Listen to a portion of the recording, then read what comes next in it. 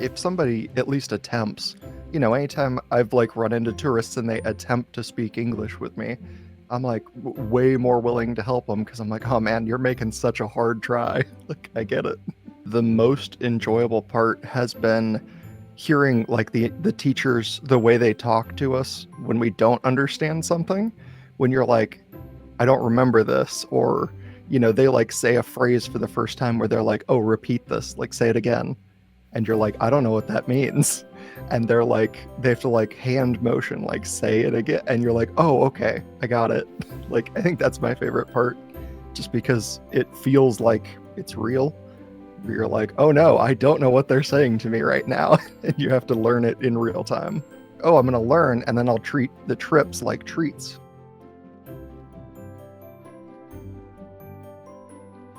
My name is Colton Petrie. I am 32 years old, and I am a podcast host. My podcast is called Just Dumb Enough. It's an educational show that introduces people to topics. I took Spanish in high school, which, I can speak enough to survive, I think. I took German for a while because I had a German exchange student that was going through college when I was around, and so I speak German somewhat. I can get by, I suppose. And then Japanese has kind of always been my lifelong goal to learn, and I'm going to visit in May. So I have a fairly good Japanese audience, which I think is another like reason to learn. So we're going to go do like a small tour, but we're also using it as a vacation. So I'm going to be over there for like 17 days. I am trying to teach them at least bare bones survival, but they are a little resistant. And I'm like, this isn't a great idea. Like, you really should learn some of this. And part of that's, I'm like, like I found dynamic languages. It's got a VR app. It's really cool. You're going to like it. Like, you could learn that way.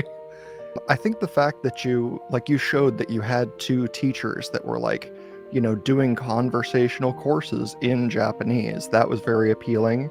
And then showing that you like went out onto the street to talk with like, various people.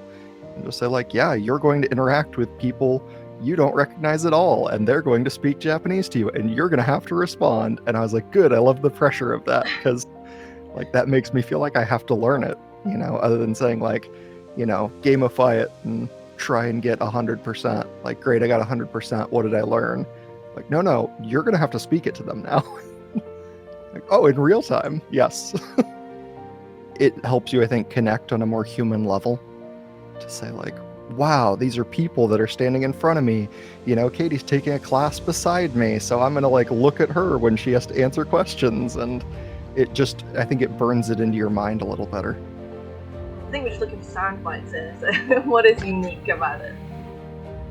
I think it's unique in the way that we get to experience the language with you, right? Like, sitting with you, yes, before the class, as you're like excited, after the class where you're like, I didn't realize I was going to struggle like this, or, like this actually really helped me and I didn't see it coming, like being in the class physically. Like I said, I think that really helps the immersion, because I'll look over at you when you're supposed to answer questions and be like, come on, you got this.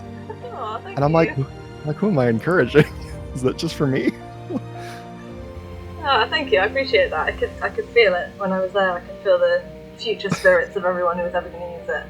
Right. They like hold up the sign like formal, and you're like, oh, got it.